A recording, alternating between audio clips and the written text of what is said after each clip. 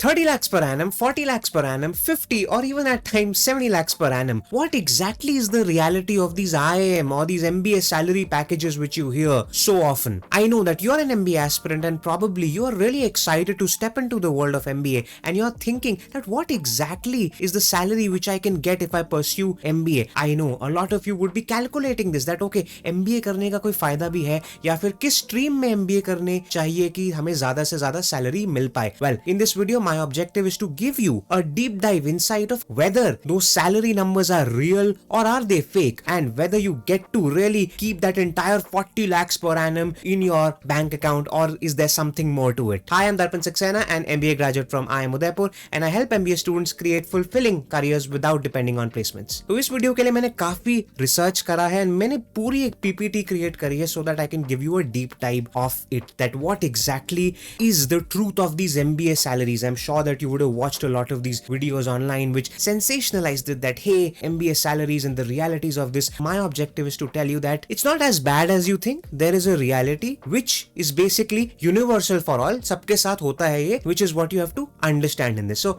let me go there and explain to you that what exactly is it, how does an MBA salary work. Now the first question which you have is obviously, are MBA salaries fake? क्या वो numbers जो आप placement report में काफी IIMs के, IIM Ahmedabad, Bangalore, Calcutta, IIM Udaipur, SIBM, NMIM, SMDI, Gurgaon, all of these B schools, the salary packages which you see on their placement reports, are they fake or real? The fact is, let's not use the word fake. Let's use the word that one, probably they are inflated in some cases, which I'll explain to you afterwards. And also, even if the number is true, that number is not the entire amount which will lie in your bank account at the end of the year. Which means, if a company is saying, or if a placement report is saying that the average salary at our B school is say 20 lakh per annum, does not mean that by the end of the year 20 lakh as is will be in your bank account. उस 20 लाख में से कुछ part है जो आपके पास नहीं आता है, वो हमको समझना होगा वो पार्ट क्या है, क्यों है. उसके लिए for you to understand that what exactly this is, you need to understand this one term which is called CTC. CTC is a very simple thing. CTC stands for cost to company, which means that to hire you and to work with you as an employee, for you to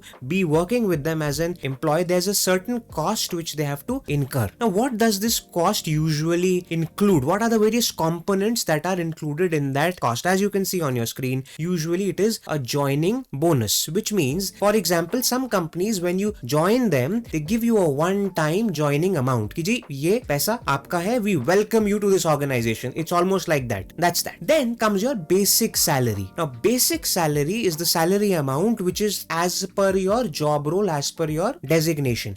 Each company has associated certain basic salary for each designation at which it hires. So, for example, you have a proper pay scale in a government job. In the same way, you have a basic salary which is already allocated for each designation in the hierarchy of whichever organization you would go for. On top of that, you have certain allowances. Now, these are universal allowances. Almost all companies have this for full-time job roles. Which is what? Which is, for example, house rent allowance, HRA, or which is dearness allowance, DA, or it could be a medical insurance or various other allowances of this sort. For example, say some organization may give you also conveyance allowance. So, for you to travel to their workplace and back, they would actually have a component of that in your salary. So, they are actually remunerating you for that also. From there, mostly MBA students have a very good amount of annual bonus included in their salaries, which means that as per your performance or as per the organization's overall performance, the employees get a certain percentage of their salary as a bonus. Based on the organization you are in or based on the industry you are in, this annual variable can vary from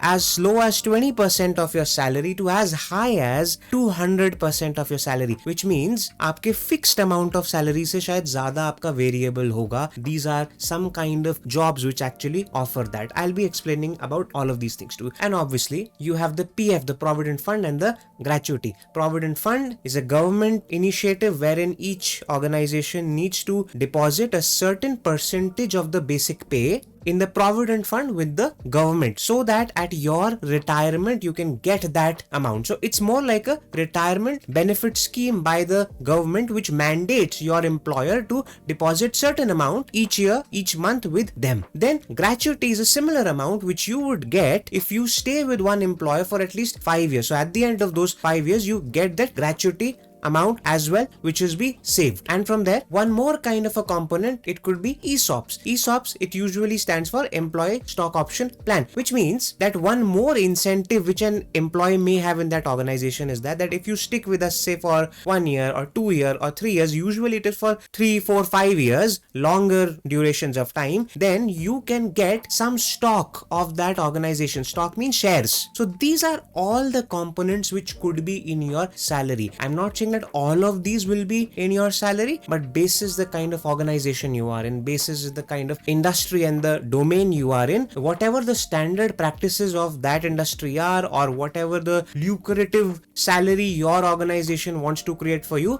these are the various components which will be included in it. Now from here, it's very important to understand that okay, what exactly are the parts of these components. इनमें से कौन से components है जो आपके पास short bank में आते हैं, कौन से components है जो नहीं आते बट वो शायद बाद में आएंगे, एंड कौन से हैं जो कि वन टाइम इंसेंटिव्स होते हैं. Then you will get clarity that what you see in the placement report is what and what you get in your bank account is what. Now coming back to my screen, what I went ahead and did was one simple thing. I color coded this. Now what you will see is that there are two things which I have mentioned in yellow, which is basic salary and allowances.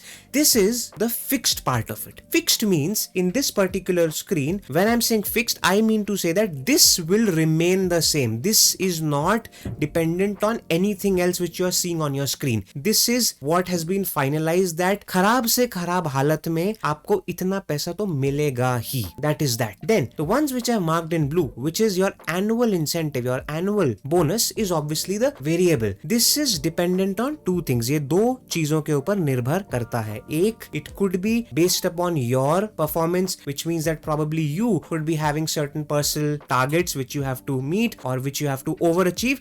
Then that, or it could be overall organizational targets, that if your product is able to earn so much, or if your organization is able to earn so much, then you get this much percentage of incentive. Usually the maximum percentage incentive which you can earn would vary from 20% to 200% of your salary. मतलब वो आपको साल के शुरुआत में कह देंगे कि देखिए जी, अगर आपका फिक्स्ड सैलरी 20 LPA है, 20 लाख रुपए है, तो हम आपको साल के अंत में as much as 4 lakh rupees, which is 20% of the fixed amount, that is the maximum amount you can earn as variable. हो सकता है you may earn the entire 4 lakh if the performance of the organization and yours has been exceptional. हो सकता है that you might earn 1 lakh or 2 lakh out of it, or even 3 lakhs out of it. So within that variable amount, which is जो कि establish हो जाता है पहले ही, उसमें से कितना you earn is dependent upon a lot of variables. So that is that. Now coming from there, the ones which I've left in white are the shades, are the components which you will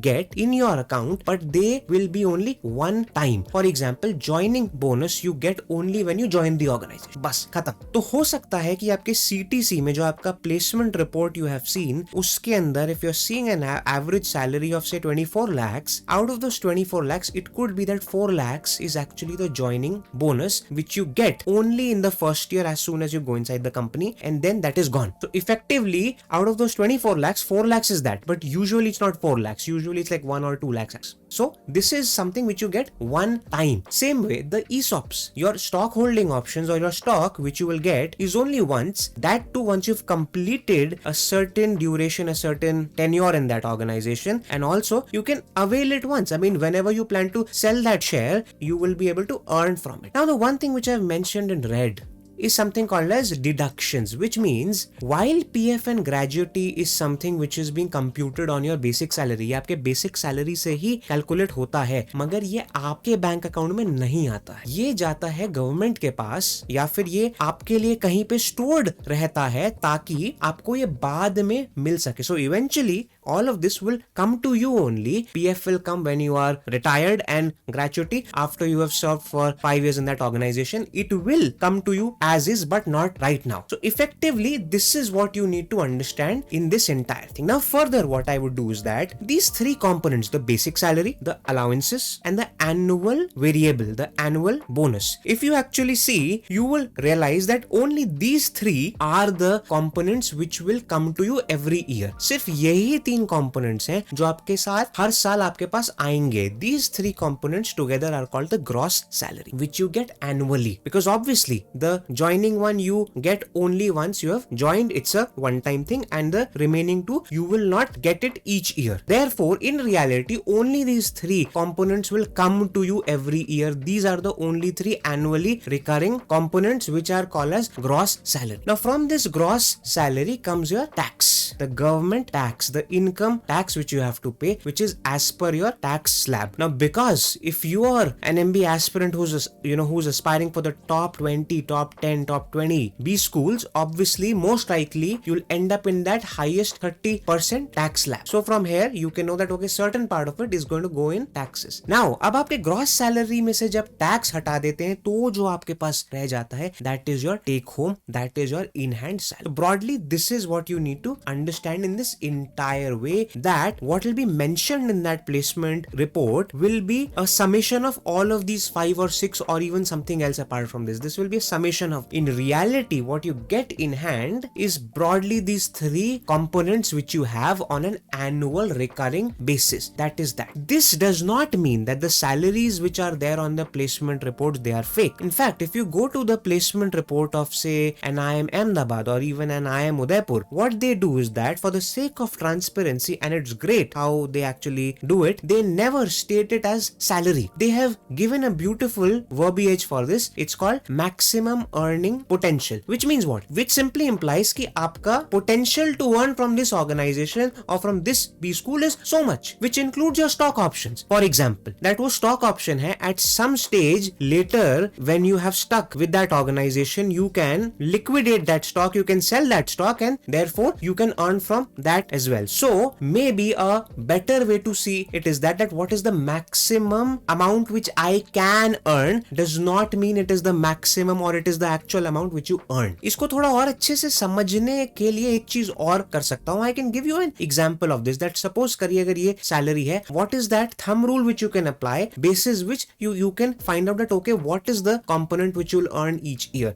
So for that, just have a look at this. Is bar what I have done on this particular slide is that I have also marked PF and gratuity as fixed, which means what? That because your PF and gratuity is actually calculated on your basic salary only, I am trying to say that okay, now this amount is fixed. Because your basic salary is fixed, therefore your PF and gratuity is also fixed in terms of its absolute value. वो बात अलग है कि वो अभी उस साल आपके हाथ में नहीं आएगा. अब समझने की चीज ये है that जब आप कोई एक B school ऑफर या एक प्लेसमेंट रिपोर्ट देखते हैं तो उस पे जो सैलरी होती है, usually you will find it in this structure that hey, we are offering 24 lakh fixed plus 6 lakhs variable. Usually it is like that. अब इसमें से समझना होगा आपको ये कि जो इन्होंने लिखा है 24 lakhs fixed, that fixed includes all the yellow colored components, which means वो 24 lakhs में आपकी basic salary भी है, आपके allowances भी है which that organization has to pay or which that organization chooses to pay, and also that includes the PF and the gratuity which the organization is storing somewhere either with the government or with themselves. That's that. And this 6 lakh variable is basically the blue colored one, which is your annual bonus amount. Now if you calculate as per your tax slabs and everything, what you'll find is that, and here I am giving you a basic thumb rule for this, that usually the in hand and the take home salary is anywhere between 60% to 80% of the fixed. तो जो आपके salary में जो fixed component लिखा है which is 24 lakhs,